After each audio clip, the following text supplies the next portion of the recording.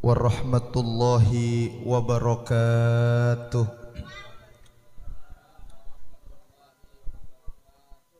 Bismillahirrahmanirrahim.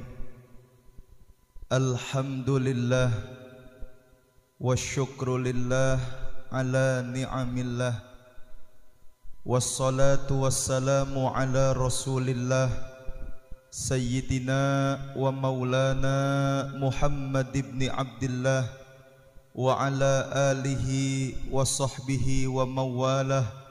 La hawla wa la quwwata illa billah.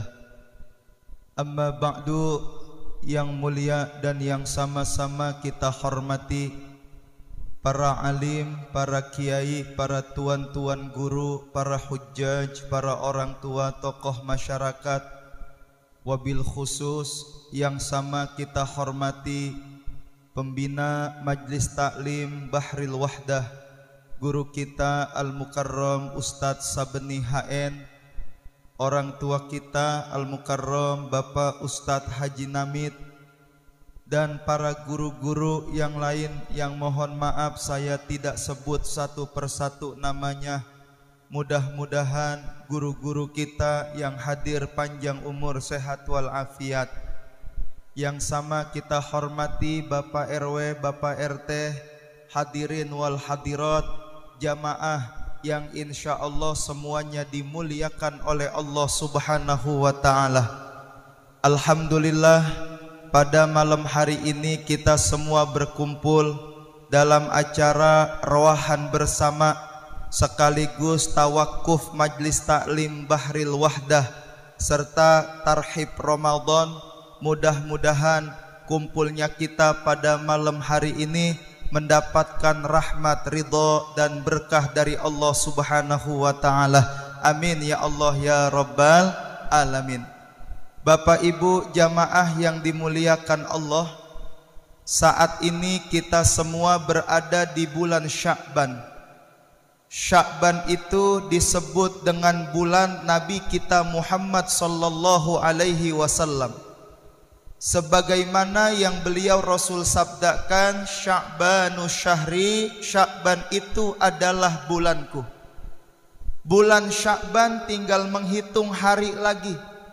Sebentar lagi kita akan kedatangan tamu yang agung, kedatangan tamu yang mulia, kedatangan tamu yang istimewa, yaitu bulan suci Ramadan, bulan kita, bulan umat Nabi Muhammad sallallahu alaihi wasallam.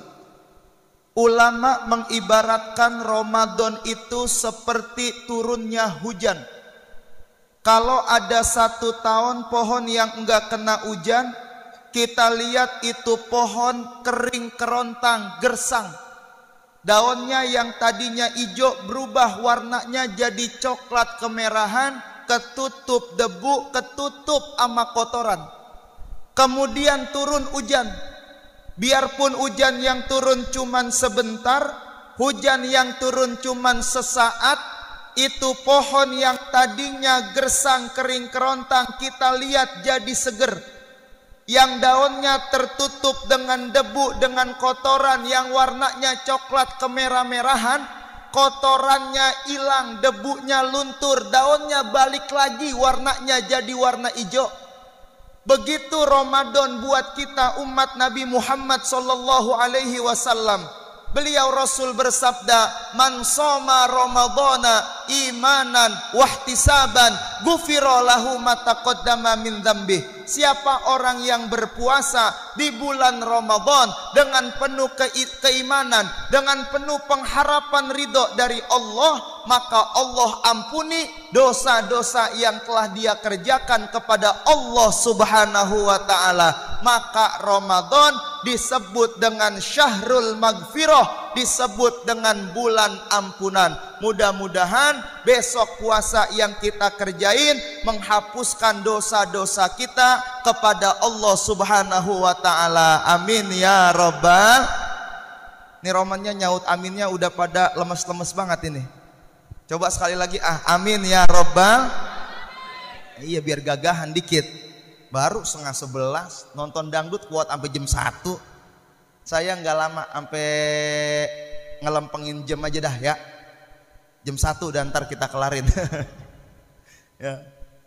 Jamaah yang dimuliakan Allah, Ramadan juga disebut dengan namanya Syahrul Mubarak, bulan yang penuh dengan keberkahan. Nabi sampaikan dalam hadisnya, qad ja'akum syahrul Ramadan, sungguh telah datang kepada kalian wahai umatku bulan Ramadan. Syahrul Mubarakun, bulan yang penuh dengan berkahnya Allah Subhanahu wa ta'ala. Bagaimana Ramadan bukan bulan yang penuh berkah Bapak Ibu? Kalau bulan-bulan ini nih kita makan salak bijinya keras, besok Ramadan biji salak jadi empuk. Berkah nggak Ramadan tuh? Coba-coba sekarang makan biji salak, kalau nggak kelolodan. Tapi besok bulan Ramadan biji salak kita cari yang tadinya keras, biji salak jadi empuk. Berkah apa enggak Ramadan? Lah berkah. Yang tadinya kalau dagang gorengan paling laku cuman tepung sekilo, kolnya 2 biji, wortel setengah kilo. Dia buka itu gorengan dari jam 6 pagi sampai jam 10 belum habis. Begitu besok bulan Ramadan, itu sepanjang jalan, sepanjang gang, orang dagangannya sama semua pada dagang gorengan. Yang saya heran, semua dagangannya pada laku. Berkah apa enggak Ramadan tuh? Berkah banget Ramadan, ya Allah. Bulan yang penuh dengan berkahnya Allah. Bagaimana Ramadan bukan bulan yang penuh berkah? Diamnya orang yang puasa dihitung tasbih sama Allah. Tidurnya orang yang puasa dianggap ibadah, dapat pahala. Kata Nabi, naumus shaim ibadah. Tidurnya orang yang puasa itu ibadah, dapat pahala dari Allah. Maka besok Bapak Ibu, abang-abang, biar puasanya pahalanya mungkinan banyak, tidur aja jangan bangun-bangun. Besok begitu ya Pok ya. Empok bangun sahur nih, habis sahur tidur, bangun johor, habis johor bangun sembayang, habis sembayang tidur lagi, bangun asar, habis sembayang asar tidur lagi, bangun entar jam 5:30, 20 menit lagi beduk maghrib. Besok puasanya begitu ya Bu ya. Ya Bu ya. Tuh kalau ada puasa yang begitu namanya puasanya sambar geledek. Ilok puasa tidur mulu. Kalau kebanyakan tidur hukumnya jadi makruh. Yang dapat pahala itu nih, baca Quran udah, zikirnya udah, mata rasanya capek, nahan lapar juga masih lama, ausnya udah enggak ketahanan. Daripada kita keluar rumah ngelakuin hal yang kagak bermanfaat, khawatir ngerusak pahala puasa kita, mendingan tidurnya orang yang begitu dapat pahala. Kenapa? Karena dia niat tidur untuk menjaga puasanya. Bukan berartiannya tidur sehari-harian, bangun pagi tidur pagi bangunnya sore udah mau maghrib. Itu di mana entar sholatnya, kapan dia baca Qur'annya. Puasa jangan dipakai buat tidur mulu, hukumnya malah makruh. Berkah tuh Ramadan luar biasa. Bagaimana Ramadan bukan bulan yang penuh berkah Bapak Ibu? Kalau kita ibadah di bulan Ramadan, ibadah yang sunnah Allah ganjar dengan pahala wajib. Ibadah yang wajib Allah lipat gandakan pahalanya minimal 70 kali lipat ketimbang bulan-bulan biasanya. Maka manfaatin betul Ramadan. Dengan selalu kita mengisi Ramadan dengan ibadah pada Allah Subhanahu wa ta'ala. Siangnya puasa, tadarus Qur'annya jangan sampai ditinggal. Malamnya hidupin Ramadan dengan qiyamul lail, hidupin Ramadan dengan sholat sunat tarawih. Jangan makin ngomong begini, tarawih sunnah ini hukumnya nggak sembahyang juga nggak dosa. Emang bener nggak sembahyang juga nggak dosa Pak, karena hukumnya sunnah. Cuman kata ulama, orang yang puasa tanpa melaksanakan sholat sunat tarawih itu orang bagaikan pakai celana nggak pakai baju. Coba-coba dah, bapak nih punya celana merek terkenal, harga mahal, belinya di mall. Belinya bukan di pasar Jati Asih, di mall yang ber-AC. Jauh, harganya mahal sampai jutaan. Coba-coba besok pagi itu celana kita pakai. Keliling kampung jangan pakai baju. Orang sekampung Robogo ngeliatin semua, kata orang sinilah, dia udah lama begitu. Dikata orang gila kita, biar kata celananya mahal, mereknya terkenal, belinya di mall, tapi kita nggak pakai baju. Ada yang nggak sempurna dari diri kita, ada yang kurang dari diri kita. Begitu orang yang puasa tanpa taraweh, biar puasanya sah, cuman ada yang kurang dari ibadah Ramadannya karena dia tidak menghidupkan malam Ramadan dengan beribadah pada Allah Subhanahu wa taala. Maka besok begitu datang bulan Ramadan, isi dengan ibadah. Siangnya puasa, tadarus Quran jangan ditinggal, sodakohnya jangan ditinggal, malamnya sholat sunnah taraweh. Insya hebat betul Ramadan, saudara yang dimuliakan oleh Allah Subhanahu wa taala. Pokoknya saya pesan dah, jangan sia-siain Ramadan. Gunain Ramadan buat kita ibadah sama Allah. Tarawih jangan sampai ditinggal. Yang berapa rakaat Ustadz? Cari yang rakaatnya banyakan. Jangan nyari yang rakaatnya dikitan. Sekarang ibu-ibu, bapak-bapak, kalau saya suruh milih nih, saya kasih duit. Milih yang 1 juta apa yang 10 juta? 10 juta. Berarti normal, waras namanya kita. Manusia itu kalau dikasih yang kecil sama yang gede pasti milih yang gedean dong. Kalau disuruh milih yang jelek sama yang cakepan pasti milih yang cakepan. Itu udah kudrat manusia. Dikasih 1 juta sama 10 juta, milih yang 10 juta. Normal namanya, wajar itu.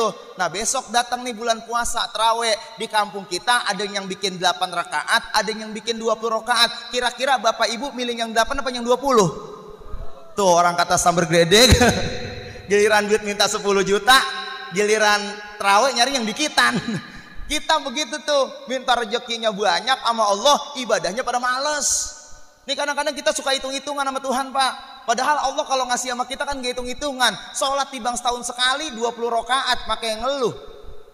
Kemarin rapat di tempat saya ngajar, saya ditelepon, guru katanya ini kalau sholat tarawih 20 rakaat nih cuman sampai hari ketiga doang penuhnya.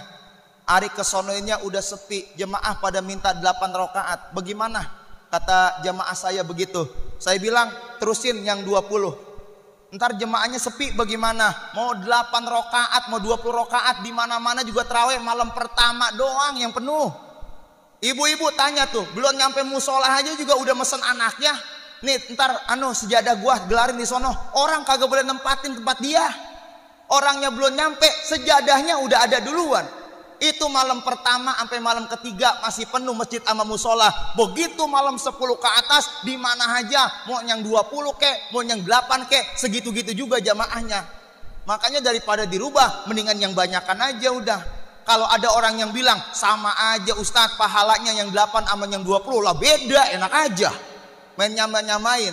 Di Qaidah kan jelas tuh, al ajru ala qadril masyaqqah. Kerjaan itu kalau lebih berat, lebih capek, pahalanya juga lebih besar. Makanya jangan sia-siain tuh Bapak Ibu. Bukan artiannya kagak boleh yang 8, boleh silakan. Bukan artiannya salah, enggak salah. Karena yang 8 punya dalil, yang 20 juga punya dalil. Sama, dua-duanya punya dalil. Enggak ada yang benar, enggak ada yang salah. Cuman kalau suruh milih mana yang lebih bagus, cari yang rokaatnya banyakan, begitu. Bukannya salah, bukan benar. Yang 8 benar, yang 20 benar. Yang 8 punya dalil, yang 20 punya dalil. Yang 8 boleh, yang 20 juga boleh. Yang kagak boleh itu berantem gara-gara 8 sama 20 tapi dia kagak tarawih. Itu yang kagak boleh tuh. Lah iya, berantem gara-gara 8 sama 20 tarawihnya kagak tuh manusia. Tuh ada yang model begitu, Pak. Makanya besok cari yang rokaatnya banyakan. Insya tuh, saudara yang dimuliakan oleh Allah, hebat betul bulan Ramadan. Nih Ramadan tinggal ngitung hari lagi nih. Bisa jatuhnya hari Senin, bisa juga hari Selasa. Yang mau ngikutin hari Senin silahkan, yang mau ngikut hari Selasa juga boleh. Bisa kalau kata pemerintah kita puasanya hari Senin, ya hari Senin kita puasa. Kalau kata pemerintah hari Selasa, ya hari Selasa. Kalau kata pemerintah kita puasanya suruh hari Rebo, kita demo rame-rame. Udah keliwat itu mah. Masa puasa tanggal 2 Ramadan. Ya, jadi bagaimana aja ntar kita nurutin apa kata pemerintah kita aja ya Bapak Ibu ya. kalau di kampung kita ada perbedaan, cari yang bagaimana? Cari yang orang banyak kerjain, yang di situ ada ahlinya. Nggak usah puyeng-puyeng. Kalau di sini ada yang besok puasa Senin sama Selasa, cari yang mana nih kita? Udah cari yang banyak orang kerjain, yang di situ ada ahlinya. Maka kita nurutin apa kata yang berwenang, apa kata pemerintah kita. Pokoknya kalau besok sidang isbat katanya hari Senin puasa, ya berarti besok malam Senin kita tarawih. Kalau katanya hari Selasa puasa, ya berarti malam Selasa kita baru mulain tarawih. Jadi tinggal ngitung hari lagi Bapak Ibu yang dimuliakan Allah. Maka yuk sambut Ramadan dengan hati yang gembira. Sambut Ramadan dengan hati yang girang. Sambut Ramadan dengan hati yang sukacita. Ramadan itu bulan yang suci, maka sambut Ramadan juga dengan hati yang suci, dengan jiwa yang bersih. Jangan ada lagi dendam di antara kita. Jangan ada lagi musuh-musuhan di antara kita. Jangan makin ada lagi marah-marahan di antara kita. Apalagi urusannya timbang masalah sepele. Masalah cuman beda pilihan presiden. Tetangga milih nomor 1, kita milih nomor 2, yang sebelah milih nomor 3. Sama tetangga 3 tahun kagak nanya. Apa urusannya? Apa untungnya buat kita? Orang mutusin silaturahim itu Pak, kagak bakal masuk ke dalam sorga kata Nabi. Yang kedua, apa untungnya? Yang di atas mah udah pada akur, udah pada ngopi bareng. Kita di bawah masih berantem aja ya. Rugi kita. Mau ngapain? Udah siapa yang mau jadi, yang namanya pertandingan mah ada menang ada kalah. Yang menang jangan jumawa, yang kalah kudu legowo, kan begitu. Yang penting mah kita siapa yang mau jadi. Yang penting negara kita baldatun thayyibatun wa rabbun ghafur. Rakyat mah asal makannya gampang, kerjaan gampang, ibadahnya tenang, segitu aja udah cukup kita mah. Taruhnya kita berantem juga kagak diangkat jadi menteri ini, kagak. Kali gitu kok ngaji namit sampai bengotot banget begitu. Gua mah kemarin dukung nomor 1, kalau kalah nih gua bacok-bacokin lu pada. Dia ngebacok-bacokin orang nih, apa besok dia angkat jadi menteri? Kan kagak. Ningkong kalau jadi menteri pantas jadi menteri peranan wanita kon. Ini pemberdayaan wanita, kok ngaji namit. Lah kan kagak. Biar kata kita sampai wah ilah sampai marah banget, kagak, nggak ada gunanya. Hal-hal yang model begitu tinggalin, jangan ada lagi dendam. Jangan ada lagi marahan, jangan ada lagi musuh-musuhan di antara kita saudara yang dimuliakan Allah. Maka besok bulan Ramadan sama-sama saling maaf-memaafkan. Makanya kan orang kampung kita punya tradisi bagus. Ada namanya munggahan, orang kita kan gitu ya. Kalau pengen puasa ada munggahan, datang tuh yang muda datang ke rumah yang tua. Murid datang ke rumah guru, ngebawain besek, ngebawain sembako, ninggalin duit. Tuh orang tua dulu begitu Pak. Yang pertama dia mau nyambung silaturahim. Yang kedua biar besok kalau puasanya bisa benar, puasanya diterima sama Allah, urusan sama manusia diberesin dulu tuh Pak. Kalau kita berhubungan dengan Allah dosa-dosa kita bertaubat dengan taubatan nasuha, Allah ampuni dosa-dosa kita. Tapi kalau menyangkut hubungan dengan manusia, kalau kita belum minta maaf sama tuh manusia, Allah belum mau maafin kesalahan kita. Maka diajarin tuh orang tua kita tuh datang munggahan. Yang muda minta maaf sama yang tua ngasih maaf sama yang muda. Cuman kalau yang tua punya salah, ya minta maaf juga sama yang muda. Jangan pakai kekeh, jangan pakai bekeras. Biar kata kita tuaan, yang bener ada sama yang mudaan. Lah kita kudu sadar minta maaf sama yang mudaan. Jangan pakai ngomong begini, lah gua kan tuaan, gua abangnya, dia adik gua, dia yang kudu minta maaf sama gua. Lah itu namanya aki-aki palanya batu yang begitu tuh. Lah kalau emang dia punya salah minta maaf sama yang muda. Emang minta maaf hina apa? Kan kagak. Meminta maaf itu mulia, memberikan maaf lebih mulia lagi. Maka besok saling maaf-maafan tuh Pak. Guru minta maaf sama murid. Banyak gak guru dosanya? Banyak. Kadang kalau lagi ngajar ada keceletot suka, ada yang kesinggung, kan tuh orang nggak ada yang tahu tuh. Kita padahal nyampeinnya bener kan, cuman ada aja yang kesinggung. Makanya saya mah asal saya ngajar nih, asal ada yang kesinggung, saya mah alhamdulillah. Saya kesinggung, alhamdulillah berarti. Artinya apa? Kalau dia kesinggung, ya biar memperbaiki dirinya, begitu maksudnya. Nah kalau tiba ngaji ceramah mau tawa-tawa doang, mah jangan undang ustadz dah, undang solusi majak noh. Tawa-tawa kalau tiba mau tawa-tawa doang begitu. Kan kita ngaji, kita datang begini apa? Supaya kita bisa jadi orang yang lebih baik. supaya kita bisa jadi orang yang lebih benar. Makanya kalau guru ngomong tegas bukannya galak, emang itu yang kudu disampaikan. Ini kadang-kadang purik, marah, kagak ngaji, berhenti gara-gara kesinggung sama guru.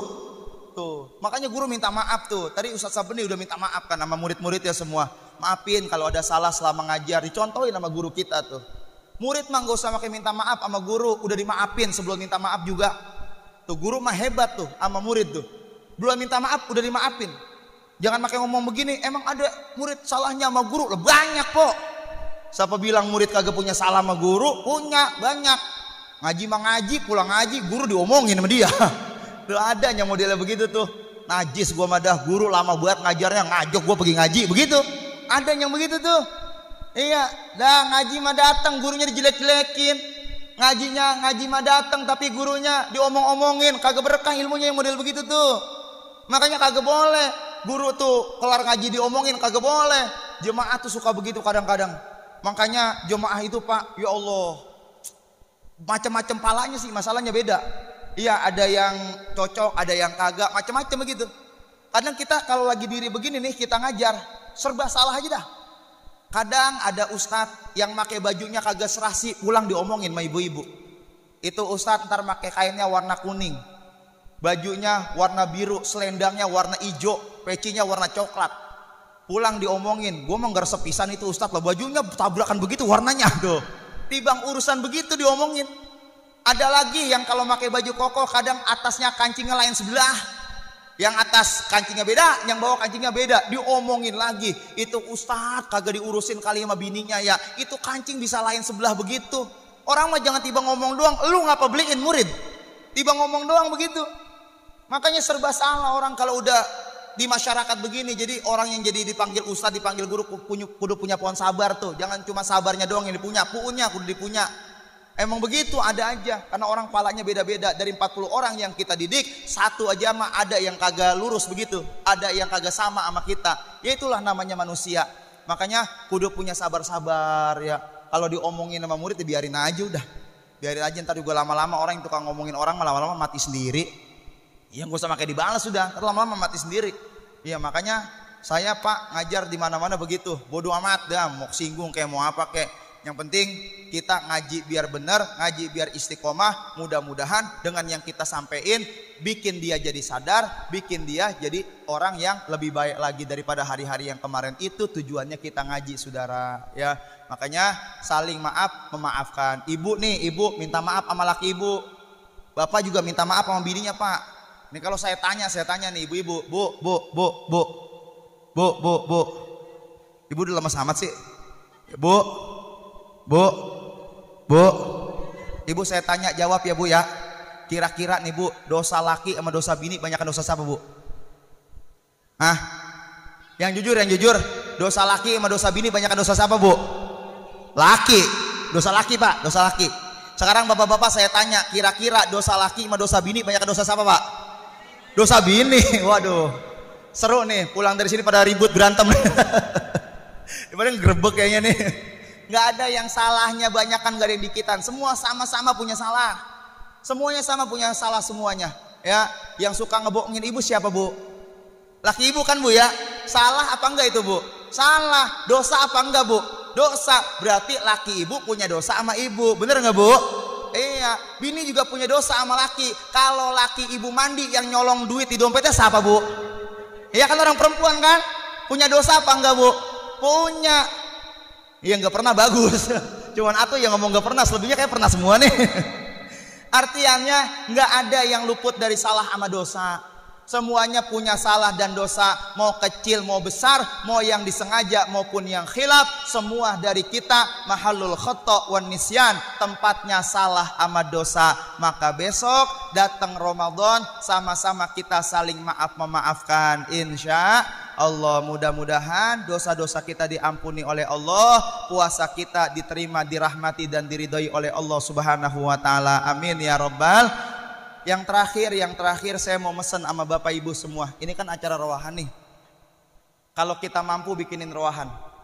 Kalau nggak mampu ya kayak begini dah. Rame-rame kita kirimin arwah, dicatetin 1, 2, 3 sampai 20. Ada ntar yang bawa sayur, ada yang bawa nasi, ada yang bawa kerupuk, macam-macam, namanya gabungan tuh rowahan tuh.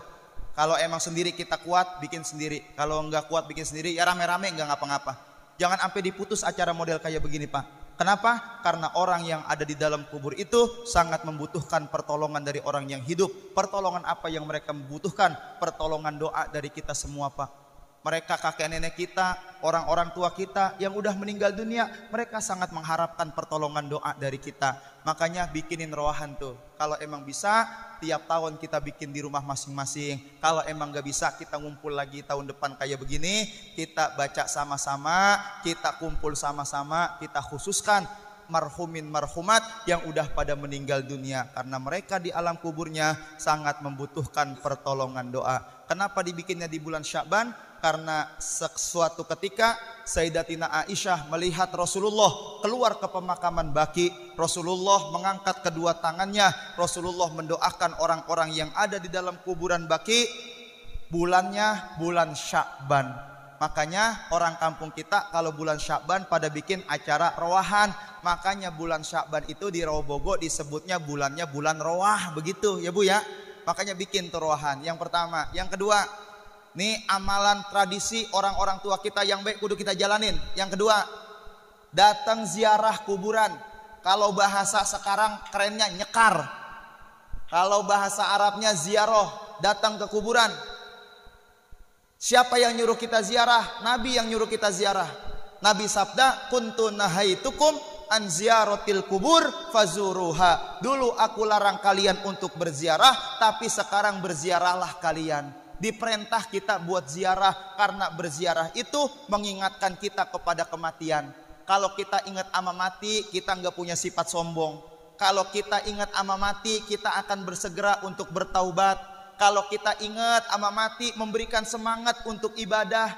Kalau kita ingat ama mati, kita menerima apa adanya yang Allah berikan kepada kita. Banyak hikmahnya mengingat kematian itu.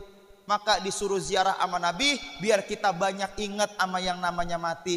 Emang bener kalau ada yang ngomong doa mak Ustaz dari mana juga kan nyampe. Bener, ibu doa dari kebun dikhususin buat engkongnya, buat uaknya, buat bapaknya, buat emaknya yang udah enggak ada, nyampe pahalanya.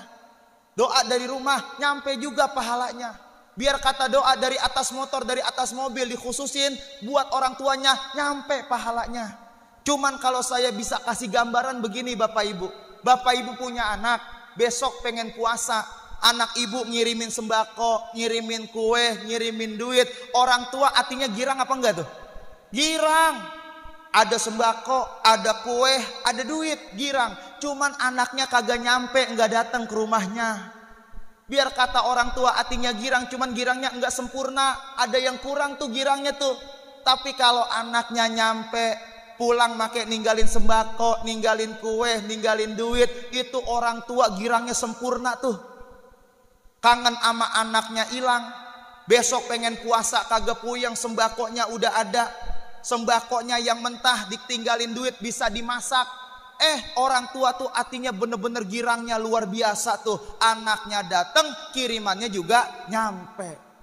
Jangan Bapak pikir tuh Pak, orang yang ada di dalam kuburan nggak tahu siapa yang datang ziarah. Jangan Bapak pikir orang yang ada di dalam kuburan itu nggak tahu siapa yang doain. Mereka bisa lihat, mereka bisa tahu, mereka bisa dengar siapa yang datengin dia ziarah. Apa buktinya? Nabi ngajarin kita kalau pengen ziarah suruh ucapin salam. Assalamualaikum ya ahlal kubur.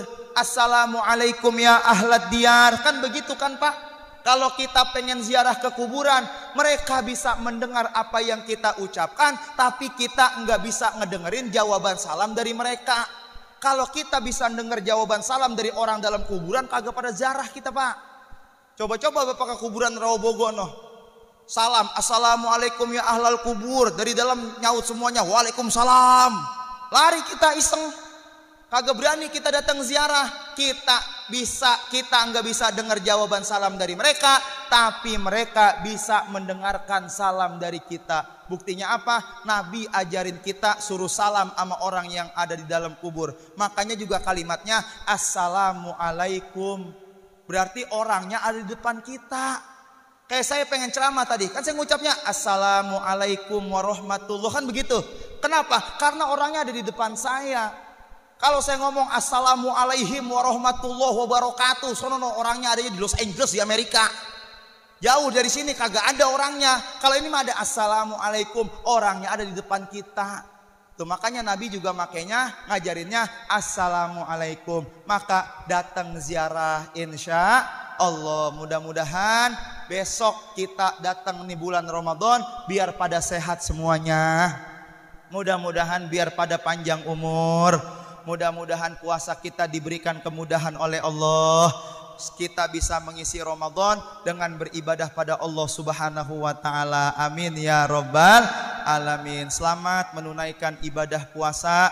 Mudah-mudahan puasa yang kita kerjakan dapat menghapuskan dosa-dosa kita kepada Allah Subhanahu wa taala. Amin ya rabbal alamin. Pas jam 12 lewat 2 menit, 3 menitnya doa, 10 menitnya makan. Ada makannya ini? Oh ada ya, 10 menitnya makan. Ntar jam setengah 12 paling malam Bapak Ibu udah nyampe ke rumahnya masing-masing. Ya, jadi saya sampai sini aja. Saya nggak mau panjang kalam, saya nggak mau lama-lama. Bukan apa-apa ngaji kalau lama-lama begini kan ya Allah, kagak enak banget. Karena orang ngaji pahalanya paling gede. 1 jam duduk di majlis begini pahalanya lebih baik dari sholat sunnah dalam 1 malam sebanyak 1000 rakaat.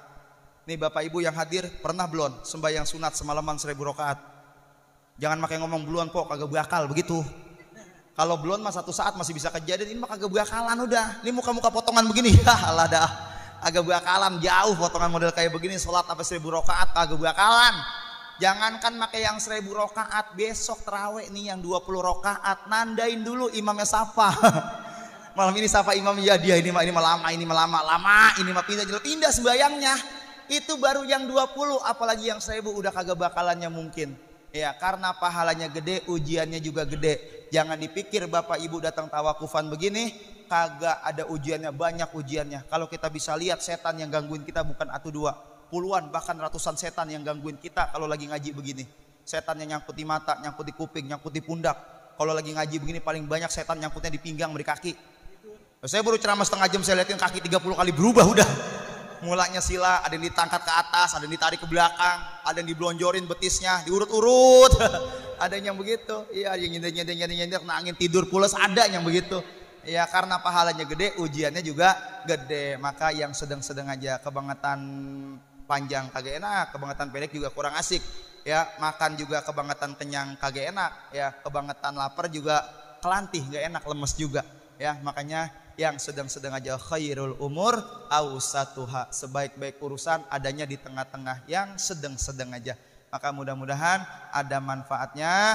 Sampai ketemu di lain kesempatan lagi. Terima kasih Ustadz Sabeni, Kong Haji Namit yang udah ngundang saya lagi ke Bahril Wahdah, karena udah lama saya baru ceramah ini lagi di Bahril Wahdah nih. Tapi alhamdulillah wasilah Ustadz Sabeni, wasilah Kong Haji Namit, saya bisa ceramah lagi di Kampung Rawobogo. Saya pikir orang Rawobogo udah lupa kali sama saya gitu. Ya udah lama saya kayaknya nggak ceramah-ceramah di daerah-daerah sini. Ya alhamdulillah malam hari ini kita bisa menyambung silaturahim. Dan mohon maaf saya nggak nemenin acara sampai kelar Kong ya, karena saya ada janji lagi ya tuh 11:30 saya bilang. Dari tempat yang ketiga 11:30 dah, itu ada 3 penceramahnya. Jadi saya nggak pakai makan lagi deh, saya mau langsung aja maafin ini Kong. Ya biarin dah ya, saya nggak pakai makan lagi Kong, mau langsung aja maafin ya. Saya nggak pakai makan lagi, saya mau langsung aja maafin. Ayah nggak pakai makan lagi, saya mau langsung aja maafin ya. Ya ayam pitik aja dimakan tikus, tikusnya nyangkut di atas genteng. Kalau ada plastik tolong bungkus, kalau udah siap tinggal saya tenteng. Berkat maksudnya itu gue kalau ada Ustadz ya, kalau ada, kalau nggak ada bagaimana kayak usahain caranya biar ada. Bukannya minta, ini mengingetin doang. Kalau nggak diingetin kadang-kadang sokanan lupa Kong. Iya malam saya ceramah 3 tempat Kong, saya kagak ingetin. Atuh berkat lolos. Makanya ini lah dihitung, soalnya ini mau munggah besok dihitung nih berkatnya ada berapa gitu. Ya biar nggak lolos saya ingetin. Maafin ya kurang lebihnya. Mudah-mudahan semuanya sehat panjang umur. Sekian terima kasih. Wallahul muwaffiq ila aqwamit thoriq. Assalamualaikum warahmatullahi wabarakatuh.